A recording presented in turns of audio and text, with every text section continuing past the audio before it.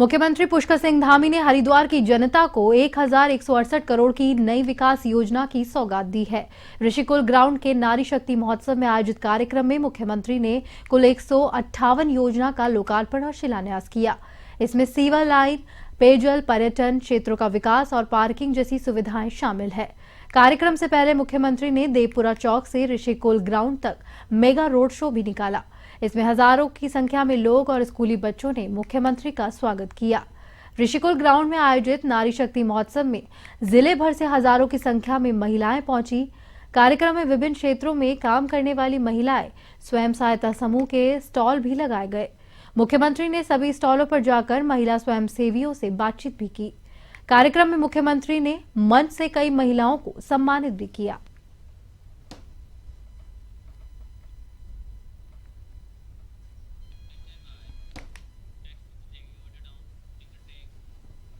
हल्द्वानी बवाल पर मुख्यमंत्री पुष्कर सिंह धामी ने बड़ा बयान दिया है। हरिद्वार के ऋषिकुल ग्राउंड में आयोजित नारी शक्ति महोत्सव कार्यक्रम को संबोधित करते हुए मुख्यमंत्री ने कहा कि हल्द्वानी के बनभूलपुरा में जिस विवादित स्थान को लेकर उपद्रव हुआ है, उस स्थान पर अब पुलिस का थाना बनाया जाएगा। मुख्यमंत्री ने कहा कि देवभूमि में इस तरह की घटना को बर्दाश्त नहीं किया जाएगा। कानून अपना काम कर रहा है। बनभूलपुरा के किसी भी गुनहगार को बख्शा नहीं जाएगा।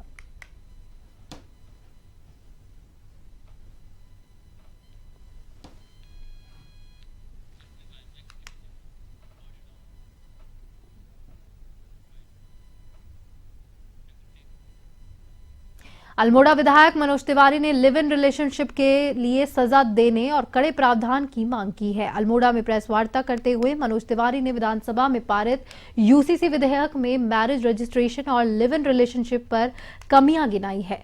उन्होंने कहा है कि कांग्रेस ने यूसीसी विधेयक का विरोध नहीं किया है, लेकिन देवभूमि उत्तराखंड में लिव इन रिलेशनशिप को मान्यता देने पर कड़ी आपत्ति है। मनोज तिवारी ने कहा कि लिव इन रिलेशनशिप के लिए उत्तराखंड में कड़ी सजा का प्रावधान होना चाहिए, ताकि बाहरी राज्यों से कोई उत्तराखंड आकर यहां का माहौल खराब ना करे।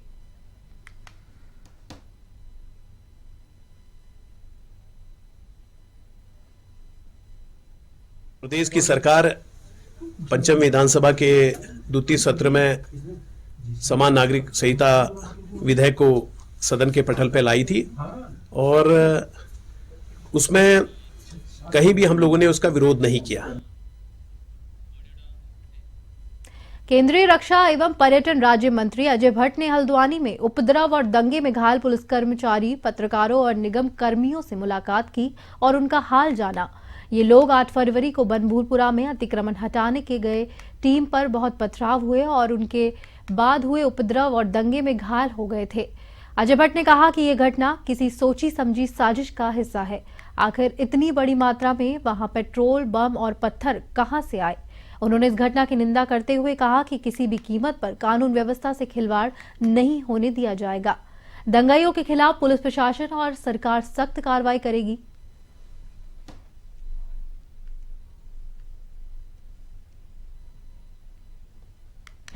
ऐसा नहीं होना चाहिए था। सौहार्द बिगाड़ा गया है। हम लोग बहुत मिलजुल के यहाँ रहते हैं। मैं तो आज भी सबसे अपील करता हूँ कि जो अपराधी होता है इसकी न कोई जाति होती है न धर्म होता है, इसलिए कहीं पर भी आपसी सौहार्द को हमको बिगाड़ना नहीं है। हम लोगों को मिलजुल के अपना काम करना है। जिन्होंने भी सौहार्द बिगाड़ा है, पेट्रोल बम फेंके हैं, पथराव किया है, पेट्रोल बम फेंकना कोई अच्छी बात है, कोई न कोई तो तैयारी थी। जो भी लोग होंगे, कानून अपना काम कर रहा है। कानून, सरकारी काम, अमानत में खयानत कहीं भी होती है, वो एडमिनिस्ट्रेशन का काम है। हल्द्वानी के बनभूलपुरा हिंसा का मास्टरमाइंड अब्दुल मलिक और उसका बेटा पुलिस के हाथ आ गया है। उसके अलावा पुलिस ने सपा नेता के भाई को भी हल्द्वानी हिंसा के आरोप में गिरफ्तार किया है। हल्द्वानी हिंसा मामले में पुलिस ने अभी तक 3 मुकदमे दर्ज किए हैं। वहीं 5 आरोपियों को गिरफ्तार किया गया। हल्द्वानी हिंसा के बाद देहरादून शहर काजी मोहम्मद अहमद काजी ने पलटन बाजार स्थित मस्जिद में प्रेस वार्ता का आयोजन किया, जहां पर उन्होंने हल्द्वानी हिंसा पर रोष व्यक्त करते हुए कहा है कि राज्य और देश संविधान से चलता है, इसलिए संविधान संगत काम प्रदेश में होना चाहिए।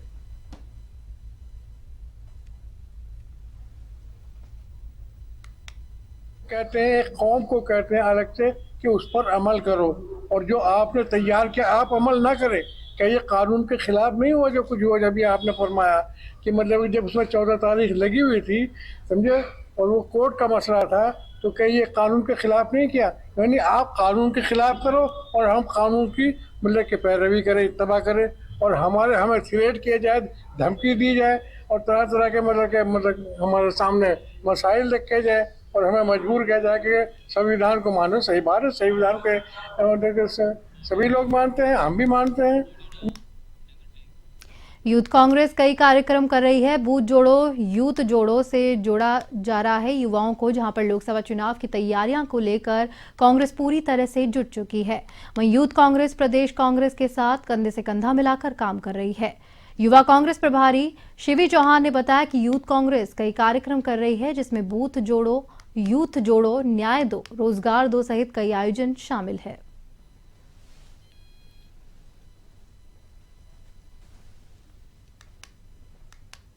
तो ये है कि जितना ज़्यादा से ज़्यादा पॉसिबल हो सके हर घर तक हमें पहुंचना है। हमारा टारगेट ये है कि प्रत्येक घर तक हम पहुंचे, एक घर भी हमारा नहीं छूटे। उत्तराखंड राज्य आंदोलनकारियों ने मनरेगा कर्मी नारायण रावत को ब्लॉक से बर्खास्त करने की मांग पर धरना देकर प्रदर्शन किया है। आंदोलनकारियों ने ब्लॉक मुख्यालय के गेट पर नारेबाजी की। उन्होंने जल्द कार्रवाई नहीं होने पर आंदोलन तेज करने की चेतावनी भी दी। आंदोलनकारियों ने कहा कि आपराधिक गतिविधियों में शामिल होने के बाद भी रावत को मनरेगा कर्मी से बर्खास्त नहीं किया जा रहा है। जहां पर आपको बता दें कि उत्तराखंड राज्य आंदोलनकारियों ने पिछले महीने 29 सितंबर 2023 को हुए समझौते पर सकारात्मक कार्रवाई नहीं होने पर सोमवार को ब्लॉक मुख्यालय में अनिश्चितकालीन धरना प्रदर्शन किया। आंदोलनकारियों का कहना है कि अगर जल्द से जल्द कार्रवाई नहीं की गई तो हम उग्र आंदोलन भी करेंगे।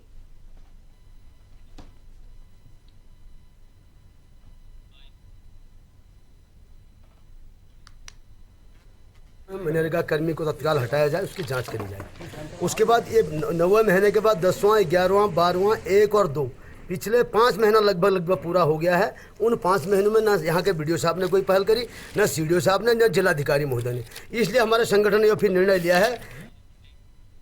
देहरादून के अस्पताल में उपनल और टीडीएस के कर्मचारियों ने हड़ताल की है, जहां पर इसकी वजह से अस्पताल प्रशासन को भारी दिक्कतों का सामना करना पड़ रहा है। वेतन की वृद्धि और सहकर्मियों की नियुक्ति की मांग पर उपनल और टीडीएस कर्मचारी हड़ताल पर बैठे हैं। अस्पताल के ओपीडी ब्लॉक में पंजीकरण और बिलिंग काउंटर पर भी इसका फर्क पड़ रहा है, जहां पे धीमी गति से कार्य होने की वजह से लोगों को भारी परेशानी सामना करना पड़ रहा है। दून अस्पताल के एमएस डॉक्टर अनुराग अग्रवाल ने कहा है कि हड़ताल को देखते हुए दूसरे पटल पर काम करने वाले कर्मचारियों को बिलिंग और पंजीकरण काउंटर पर तैनात कर दिया है।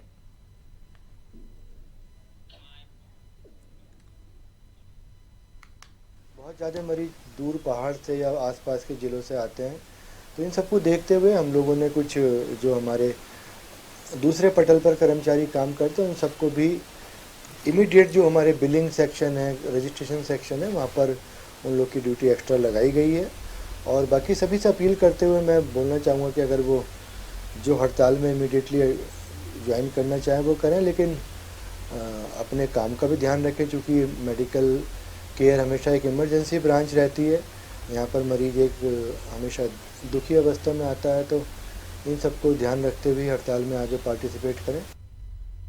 8 फरवरी को बनभूलपुरा में धार्मिक स्थल हटाने को लेकर धार्मिक हिंसा हुई थी, जहां पर इसके बाद प्रशासन ने क्षेत्र में कर्फ्यू लगा दिया।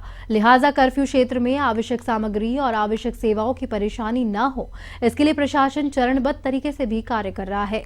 एक और जहां पुलिस दंगाइयों को चिन्हित करने में लगी हुई है, गिरफ्तार करने में जुटी है, तो वहीं दूसरी तरफ शांति व्यवस्था कायम करने के साथ ही बीमार लोगों को दवाइयां, दूध और अन्य आवश्यक सामग्री भी वितरित की जा रही है। इस हिंसा में 5 लोगों की मौत हो चुकी है और सैकड़ों गाड़ियां जलकर राख हुई है। बनभूलपुरा थाने को भी दंगाइयों ने अपना निशाना बनाया है। लिहाजा प्रशासन तेजी के साथ भी काम कर रहा है और दंगाइयों को सलाखों के पीछे भेजने का काम कर रहा है। तो वहीं आवश्यक सेवाओं को कर्फ्यू ग्रस्त क्षेत्र में भी पहुंचाया जा रहा है।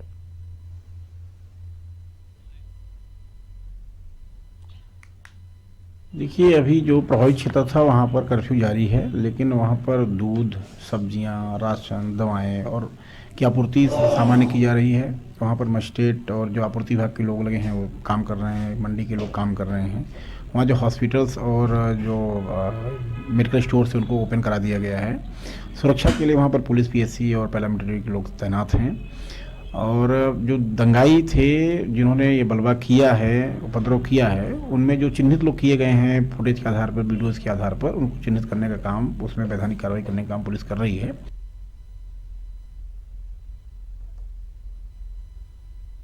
हम लोगों ने सुबह से यहाँ पर सब्जी और दूध वगैरह वितरण करना शुरू कर दिया था। तो दूध में इस प्रकार से सब्जी वितरण की जा रही ताकि ज़्यादा लोग ना आए। एक परिवार से एक ही व्यक्ति को बाहर बुलाया गया और उनको लाइन बाय लाइन 8-10 लोगों को बुलाया गया एक बार में, और उसको राशन वितरण की कार्रवाई भी हम लोग इस प्रकार से कर रहे हैं यहाँ पे।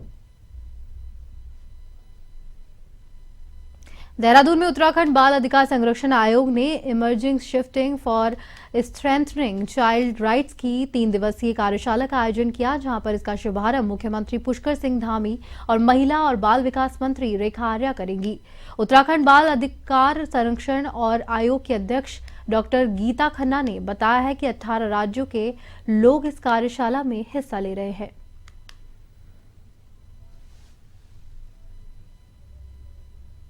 चेयरपर्सन आ रहे, पर अगर हम स्पीकर्स की बात करें तो हमारे पास सुप्रीम कोर्ट के लॉयर्स आ रहे हैं, नेशनल पुलिस एकेडमी से वक्ता आ रहे हैं, हैदराबाद से आ रहे हैं, गोवा से एक स्पीकर हैं, एक फ्रीलांस कंसल्टेंट हैं जो गवर्नमेंट ऑफ इंडिया में कारा पे काम कर रही थी, वो इसमें एक स्पीकर हैं। तो विभिन्न बहुत दूर दराज से हमने बहुत चुन चुन कर स्पीकर्स इस जो अपने एक्सपर्ट्स हैं इन सब सब्जेक्ट्स के, उनको हमने बुलाया है। और साथ ही में कुछ एनजीओज़ को हमने इनवाइट किया है जो कि नेशनल लेवल पे काम कर रहे हैं। प्लान इंडिया है, बचपन बचाओ है। कांग्रेस ने कांग्रेस के वरिष्ठ नेता आचार्य प्रमोद कृष्णम को पार्टी अनुशासनहीनता के आरोप में 6 साल के लिए पार्टी से निष्कासित कर दिया है। इसी को लेकर उत्तराखंड के पूर्व मुख्यमंत्री और कांग्रेस के वरिष्ठ नेता हरीश रावत ने कहा है कि कांग्रेस एक सहनशील पार्टी है, लेकिन सहनशीलता की भी एक सीमा होती है। हरीश रावत ने कहा है कि आचार्य प्रमोद कृष्णम खुद भी ऐसा करने के लिए पार्टी को आमंत्रित कर रहे थे। वहीं कांग्रेस के प्रदेश अध्यक्ष करण महारा ने कहा कि आचार्य प्रमोद कृष्णम कांग्रेस का पक्ष रखते आए हैं, लेकिन पिछले कुछ समय से जिस तरीके से उनके बयान चल रहे हैं उसे पार्टी अपने आप को असहज महसूस कर रही थी।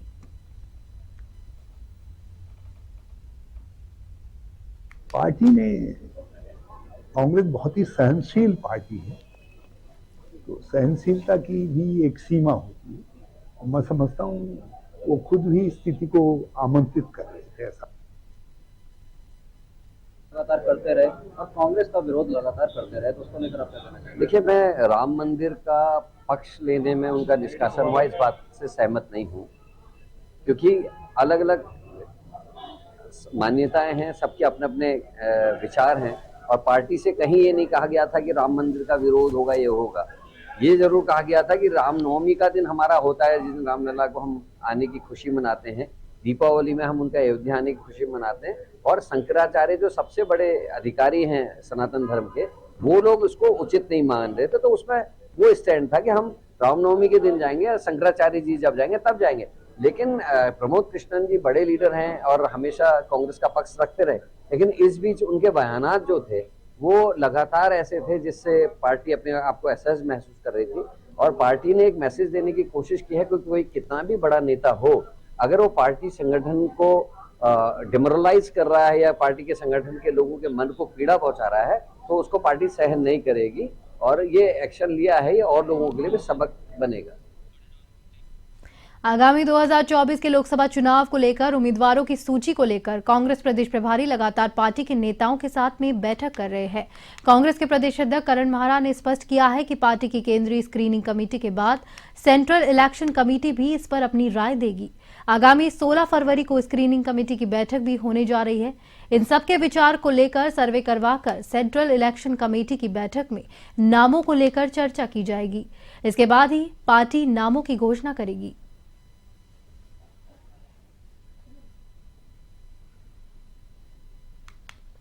प्रक्रिया है, हम लोगों से राय मशवरा हुआ है। अभी आज भी ये इस वाले में भी ये भी एक है, फिर हमारी स्क्रीनिंग कमेटी की 16 तारीख को बैठक है, फिर ये हाईकमान को चीज़ें जाती हैं, वहाँ भी 2 स्टेप्स हैं। उसके बाद मेरे ख्याल से जल्दी इसको कर दिया जाएगा। अब मैं मतलब एकदम डेट तो मैं नहीं कह सकता, पर मुझे उम्मीद है कि जल्दी डिक्लेयर इस बार करेगी कांग्रेस। कांग्रेस की प्रदेश प्रभारी कुमारी शैलजा विगत 10 तारीख से उत्तराखंड के दौरे पर है और अभी सभी कार्यकर्ताओं से संपर्क स्थापित कर रही है, जहां रविवार को विधायकों और पूर्व विधायकों के साथ में देर रात तक बैठकों के दौर जारी रहे, तो वहीं सोमवार को अध्यक्षों, विभाग और प्रकोष्ठों के साथ बैठक शुरू हो चुकी है। इस दौरान कुमारी शैलजा ने कहा कि चुनाव का समय है, सभी लोगों से संपर्क करना आवश्यक है, इसलिए इस 2 दिवसीय दौरे पर सभी कार्यकर्ताओं, विधायकगणों, अध्यक्षों से चर्चा की जा रही है। पार्टी के बारे में, स्थिति पर, उनके एरिया की, आगे चुनाव है, चुनाव के लिए भी वो सबसे बातचीत होती रही। और ये क्योंकि अभी मैंने प्रभार लिया, पहली बार सबसे बातचीत है, तो थोड़ा विस्तार में सबकी बात समझें, देखें और आगे के लिए क्या सब मिलकर रणनीति अपनाएं, इन बातों पर, कुछ बिंदुओं पर विचार हुआ। ये जैसे डिस्ट्रिक्ट से आए हुए हैं, हमारे प्रकोष्ठों के हैं, दूसरे सीनियर नेता हैं, तो कोई ये एक दिन में सब हो नहीं सकता।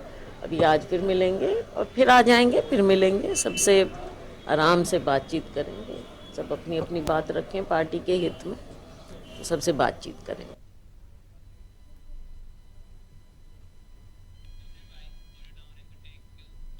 लोकसभा चुनाव से पहले उत्तराखंड में राजनीतिक पार्टियों में जुबानी जंग तेज हो गई है। इसी के साथ ही दल बदल की राजनीति भी शुरू हो गई है।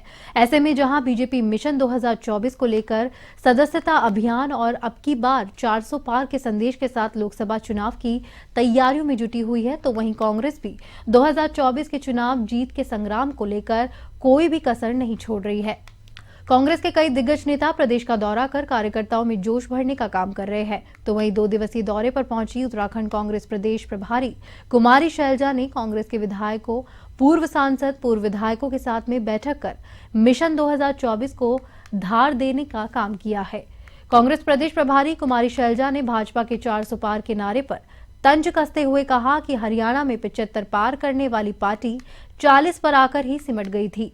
कुमारी शैलजा ने इस बयान को लेकर भाजपा भी कांग्रेस पर पलटवार कर रही है, जहां पर भाजपा के मीडिया प्रभारी मनवीर सिंह चौहान ने कहा है कि कांग्रेस पार्टी की प्रदेश प्रभारी का उत्तराखंड दौरा चल रहा है, न कि पार्टी की समीक्षा कम और डर ज्यादा है।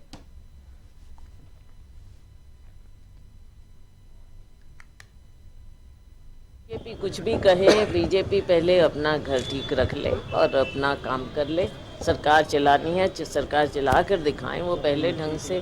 क्यों ऐसा हो रहा है, कहीं दंगे हो रहे हैं, कहीं कुछ स्थिति पैदा हो रही है। पहले जब उनको जब मैंडेट मिला जैसे भी, लेकिन सरकार उनकी बनी है तो सरकार चला कर दिखाएं, राज्य में सुख चैन शांति रहे। राज्य मुझे लगता है कांग्रेस पार्टी की जो प्रदेश प्रभारी हैं उनका उत्तराखंड दौरा जो चल रहा है वो उनकी पार्टी की समीक्षा कम, उनको अपने विधायकों का पार्टी छोड़ने का डर ज़्यादा सता रहा है। जिस प्रकार से उन्होंने जो अपने विधायकों से अलग अलग बातें की और जिस प्रकार से उनके पिछले दौर जब उनका दौरा था उस समय करीब 3000 लोग भारतीय जनता पार्टी उसी दिन ज्वाइन की जब वो प्रदेश के दौरे पर थी, और जब कांग्रेस के राष्ट्रीय अध्यक्ष उत्तराखंड के दौरे पर आए उस दिन भी हजारों की संख्या में कांग्रेस छोड़कर लोग भाजपा में शामिल हुए थे। तो आगे 2024 चुनाव के क्या हासिल होगा ये तो उत्तराखंड की जनता ने उनको एक बार ने अनेकों बार जवाब दे दिया है। उत्तराखंड की जनता ने जिस प्रकार से पूरे देश और प्रदेश में राममय और मोदीमय माहौल है, उससे जो हमारे प्रदेश नेतृत्व ने जो लक्ष्य रखा है कि प्रत्येक लोकसभा सीट को हम 5 लाख मतों से अधिक से जीतेंगे और 75% मत प्रतिशत हासिल करके प्रचंड जीत उत्तराखंड के लोग देंगे और आदरणीय नरेंद्र भाई मोदी को तीसरी बार प्रधानमंत्री बनाएंगे। लेकिन कांग्रेस में जिस प्रकार से जो घमासान जो अंतर्द्वंद उनका चलता रहता है वो सब जग जाहिर है। और इसी के साथ एवन उत्तराखंड में फिलहाल के लिए इतना ही। मुझे दीजिए इजाजत। नमस्कार।